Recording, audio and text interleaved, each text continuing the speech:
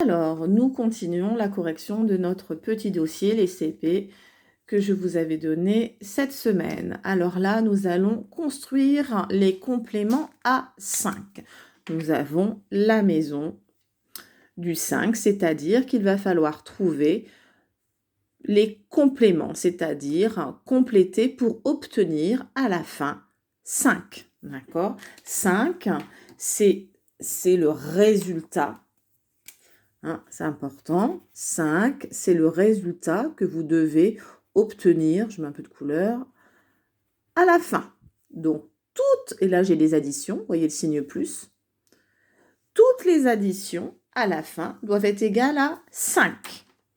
Alors, j'ai 0 au départ. Imaginez 0, rien dans ma main, aucun bonbon. Si je veux en avoir 5, eh bien il faut forcément que j'en ajoute 5. 0 plus 5, ça fait 5. J'ai un bonbon. On va imaginer une unité. Si j'en veux 5, j'en ai déjà un, eh bien je compte 1 dans ma tête, 2, 3, 4, 5. C'est-à-dire que je surcompte. 1 plus 4 égale 5. Ça doit se faire normalement assez vite. 2, je mets 2 dans ma tête. On imagine que j'ai déjà mes 2 unités. 2, et je vais aller jusqu'à 5. 2 dans ma tête, 2, 3, 4, 5. Eh bien, 2 plus 3 égale 5. Ici, j'ai déjà 3. 1, 2, 3. Je mets 3 dans ma tête et je vais aller jusqu'à 5. 3, 4, 5. 3 plus 2 égale 5. J'ai 4, par exemple 4 unités. Je veux en avoir 5. Je mets 4 dans ma tête. 4, 5. 4 plus 1 égale 5. Ici, eh bien, j'ai déjà mes 5 unités. Je n'ai pas besoin d'en rajouter. J'en rajoute donc 0. Si vous regardez bien, 0 plus 5, eh bien, c'est pareil que 5 plus 0. Une addition, eh bien, on peut inverser les chiffres. C'est-à-dire qu'on peut les changer de place. Attention, ça ne fonctionne qu'avec l'addition et vous verrez avec la multiplication. Surtout pas avec la soustraction. Donc ici, par exemple, 0 plus 5, eh bien, c'est pareil que 5 plus 0. Je regarde, bien, ici, 1 plus 4, eh bien, c'est pareil que 4 plus 1. Ça fait 5. Et pour finir, eh bien, je peux aussi observer ici que, je prends un autre stylo, 2 plus 3, eh bien, c'est pareil que 3 plus 2. Alors, le deuxième exercice, colorie de la même couleur deux nombres qui font 5. Donc, on est toujours sur 5. Alors, je peux m'aider de la maison du 5. Alors, je vais commencer par 0. Alors, 0, eh bien, on sait que 0 plus 5, ça fait 5. On l'a vu ici.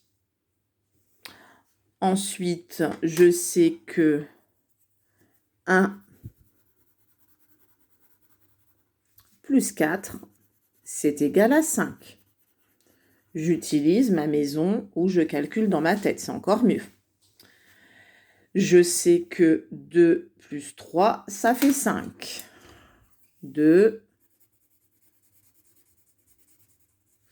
plus 3 égale 5.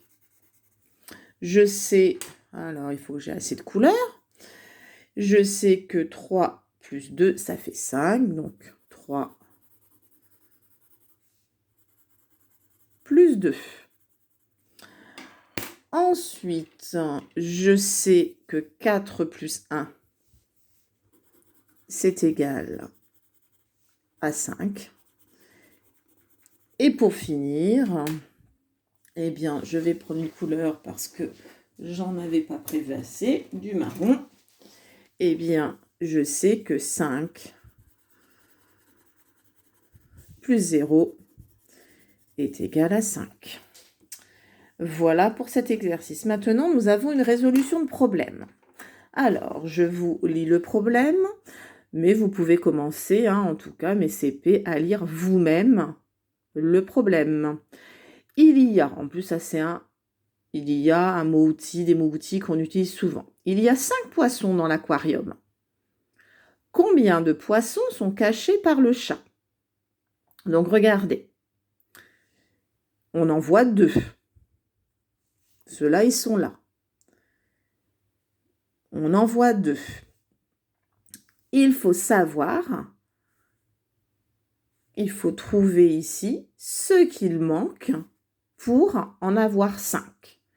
Alors, on peut s'aider de la maison du 5, mais sinon on se dit, tiens, j'ai déjà 1, 2 poissons, 2, 3, 4, 5. Il y en a 3 de cachés derrière le chat pour qu'à la fin, j'en ai 5. 2 plus 3 égale 5. Donc là, nous avons notre calcul et toujours une phrase de réponse quand on a un problème. Il y a 3 poissons cachés. On aurait pu faire aussi une soustraction. Par exemple, on aurait pu dire, tiens, au départ, j'avais 5 poissons dans l'aquarium. Si j'enlève les 2 que je vois, eh bien 5 moins 2. 5 moins 2, si on compte sur ses doigts. 5 moins 2, j'enlève 2, il me reste 3.